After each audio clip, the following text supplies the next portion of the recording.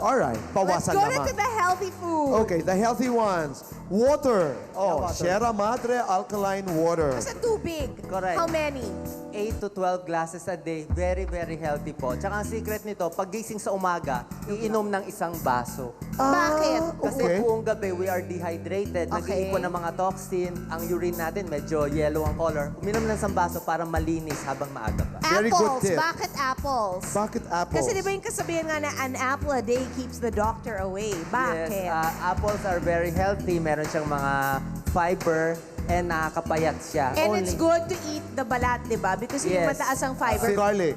Garlic, maganda, pampababa ng cholesterol, for heart disease, maganda. Yung nabibili sa mga tindahan na fried, yung ano, is that okay? Garlic chips, no. Yung mga garlic chips? Dapat garlic ginamit sa pagluto. Kailangan yung garlic ng konting luto lang. Kasi pag na-fry na, nawawala na yung pinaka-substance. So the garlic chips are not good. Eh, di ba yung sabi nga nung iba, remember Tata Ernie, di ba? Yes, Tinitik-tik okay. niyan ganyan, tapos nilalagyan ng honey para mas pleasant sa palate. Pwede yan. But you have to have your, parang busog ka dapat Correct. kasi sisikmurain ka. Correct. Milk Okay. products. Siyempre, That's for another tip. calcium.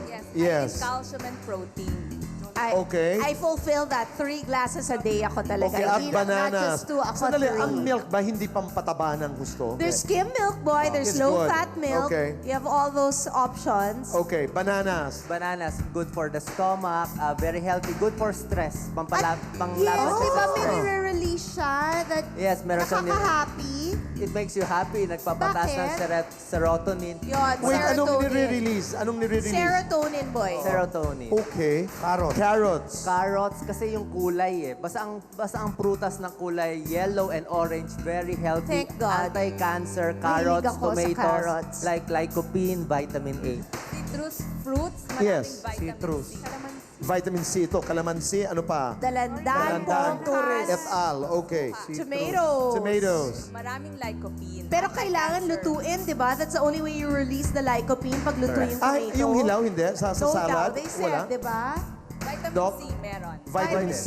Pero pag hindi luto, hindi, okay. Alam mo, I'm pretty good. 9 out of the 10 gusto ko except for that, yung oily fish. Kasi Anong ibig sabihin ng yun oily yung mga fish? salmon, di Yes, ba? very healthy ang oily fish. Kung mahilig po kayo sa taba ng karne, taba na lang ng isda. Taba Very ng healthy isda. yan. Proven na yan. Endorsed yan ng American Heart Association. Good for the heart. Good for the heart, good for memory, good for arthritis. Okay, yung ano, wait. bangus belly, okay, bangus Yes. Okay, kahit Doc, I ilan. have question. May fish oil supplement. Pwede na ba yon? Pwede yon kung di ka makakain Ayoko ng fish. talaga ng- Supplement na lang. Itong gulay naman sa huli, I think everybody Yes. should eat gulay. Ito yung mga arteries natin or ugat natin sa katawan. Habang bata pa tayo, 20 years old, like si Jason, ganito ang ugat niya, malinis. Pero Okay. kung naninigarilyo ka, lagi na pupuyat, pwedeng magkabara.